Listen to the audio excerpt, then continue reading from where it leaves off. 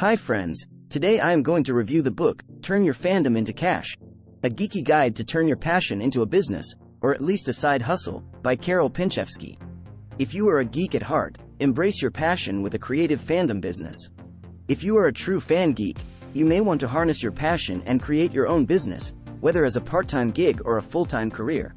Unlike many new business owners, you'll start with the competitive advantage of understanding what your potential customers like before you become a geekrepreneur. You already have a key understanding marketers' hunger for insider knowledge.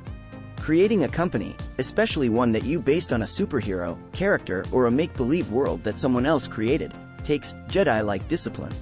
You must work through issues of funding, intellectual property, IP, rights, and marketing. If you are a fan of an obscure horror genre, for example, you might not find many customers for such a small niche. But that's why you carry out thorough research and build mock-ups. Before you spend money on inventory, you'll want to create samples, post photographs on social media, and ask your friends and fellow fans if your samples appeal to them. Before you create, say, superhero t-shirts, research whether that hero's image is another company's intellectual property. If you put Sprite wings on a backpack and sell it, you are on your way to creating a brand. On the other hand, if you create a t-shirt using the Arrowverse, you're in trouble, because other people created Arrowverse, and they own the intellectual property, IP, rights. In the United States, there are three kinds of IP: copyrights, trademarks, and patents. The United States Patent and Trademark Office, USPTO, uses trademarks to protect brand names and logos. Copyright protects original artistic or literary work, while patents cover inventions. These mechanisms protect creators, from individuals to major corporations, from someone else stealing or exploiting their creation without their permission. IP is so important to the welfare of the United States that it's written into the Constitution. However, some qualifiers apply. One is that use restrictions exist for limited times.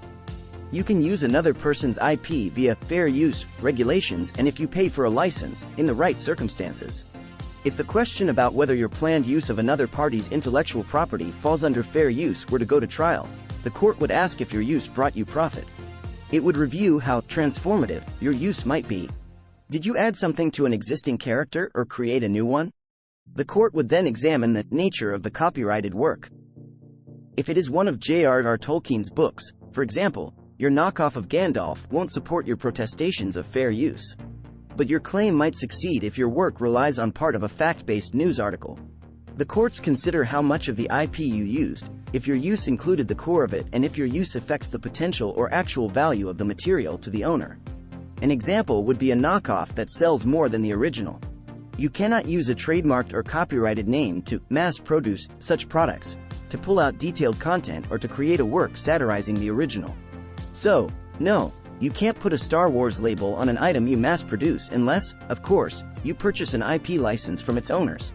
However, some uses are allowable, including parodies and unique transformative creations, and items whose copyrights expired and are now in the public domain, such as characters created before 1923. Intellectual property owners have sued people who created, among other items, a lexicon from Harry Potter, a mashup of Dr. Seuss's work and Star Trek, and a fan film that its creators derived from Star Trek.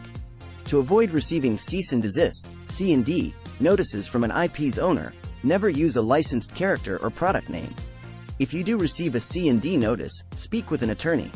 Make sure your product descriptions do not use a licensed IP name, and be sure to indicate that your creation isn't a licensed product. Selling unlicensed merch based on a fandom you love with all your fanish heart will not protect you from a lawsuit. Selling through a public website can grant you a level of protection. Another protection is producing fine art, such as that of Gabriel Dishaw, who makes sculptures featuring distorted Star Wars motifs. Your other legal option is to approach the IP holder directly with your idea and ask for a licensing agreement. You will usually have to pay a percentage of your sales to the IP holder, but many IP holders encourage people to spread the popularity of their material. When director George Lucas sought funding for the first Star Wars film, he retained the merchandising rights for the characters, images, and every aspect of the films. Once you have that information, define your distribution plan. Proposals without such plans don't fare well. Provide detailed budget information, and respond quickly and helpfully to any inquiries. Agreements will include paying royalties to the IP owners. They will insist your product promote their brand in a positive way. Even though yours is a small business, don't think a bigger company will ignore your proposal. Many IP holders would prefer more licensing proposals than they have. Your proposal should be original, and it should fill a gap in the IP holder's offerings. Even if your business is small, if you want to reap the rewards, take it seriously. Tens of millions of people just like you create businesses. To prove your passion is a business, not a hobby, you must proactively earn profits, work to increase them, track all your expenditures and profits, and pay taxes. Many artists undervalue their work and are afraid to price items accordingly. Use social media and technology to expand your reach and increase your sales. You can use a website such as Etsy to sell your products. But to build your business, you want to develop your brand and send people to your website via social media.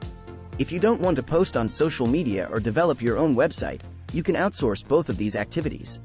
Whether you want to build a big company or a small one, defining your brand gives you a consistent message. The creators of tea and absinthe, for example, were fans of steampunk, which stages its own events. The creators applied two aspects of the steampunk Victorian, science-forward, era by selling tea and absinthe barware. Their booth at steampunk gatherings and their costumes represent the style of the 1890s. You must reach your customers where they are. For most geeky businesses, that's online. For her, that means interacting with potential followers by constantly tweeting, retweeting the tweets of others and quoting other tweets as well. How much you post is up to you, but the more you post, the more you engage with your audience. To schedule your posts, use services such as TweetDeck or Post Planner. Connect your posts directly to your brand. Broadnax discovered that following trending conversations diluted her brand. Now, all her posts are specific to her business. While you should have a presence on the main social media sites, don't ignore smaller ones such as Tumblr or Reddit. You may make sales on these sites, and your participation on either will help impede others from stealing your business name. Create a website for selling your products and providing information about your company.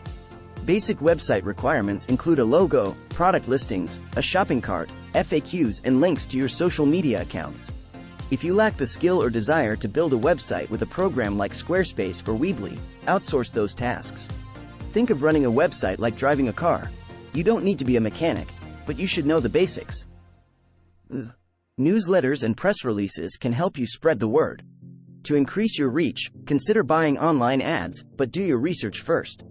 The main social media sites auction their advertising space.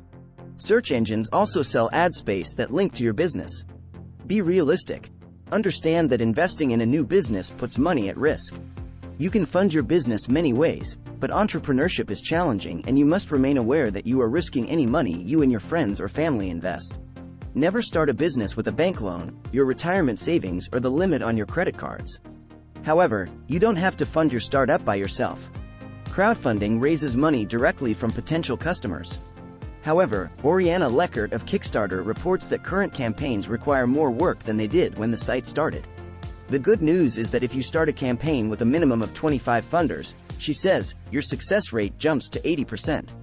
Build your network by using social media and creating a newsletter and profile on monthly, subscription-based sites such as Patreon. Kickstarter provides numerous tutorials on how to launch a successful campaign. Use humor in your funding requests, and keep your funding goals low. Create a cheerful, inclusive video.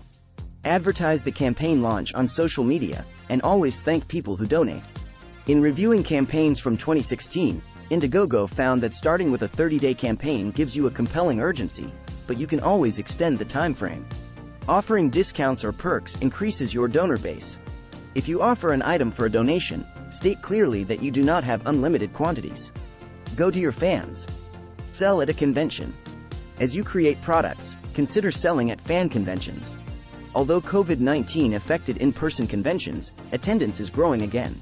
Selling at a convention helps you network. People who work at conventions, whether they're selling or managing, get to know each other. A gathering gives you immediate fan feedback on your products. The conventions you want to attend may not be the same ones where you want to sell. Spend your time and money to get your wares in front of your best target market. Geek culture is so expansive that you can always find your subculture. Even your sub-subculture. Because of the investment that a booth, travel and merchandise require, attend only reputable and stable conventions. Prioritize shows that have existed for at least 10 years. Before you attend, however, conventions have to accept your application. Read their rules and regulations, and target the uniqueness of your products. When conventions accept you, perform a dry run of your booth design by sectioning off your allocated space. Set it up to appeal to passing potential customers. An important component of selling at conventions is interacting with customers. If those interactions are difficult for you, bring along someone who loves to talk with fans. Don't cause problems for those running the show by staying late or leaving a mess for them to clean up. Creating your business demands finding a community that supports and shares your passion, so find your niche. Maintain multiple income streams, and keep creating what you love. Takeaways. If you are a geek at heart, embrace your passion with a creative fandom business. Before you create, say, superhero t-shirts, research whether that hero's image is another company's intellectual property. Even if your business is small, if you want to reap the rewards, take it seriously. Use social media and technology to expand your reach and increase your sales. Be realistic. Understand that investing in a new business puts money at risk. Go to your fans. Sell at a convention. If you enjoyed watching our content and want to stay updated with our latest videos, we'd greatly appreciate it if you could subscribe to our YouTube channel. Your support truly means the world to us. Thank you so much for tuning in and watching.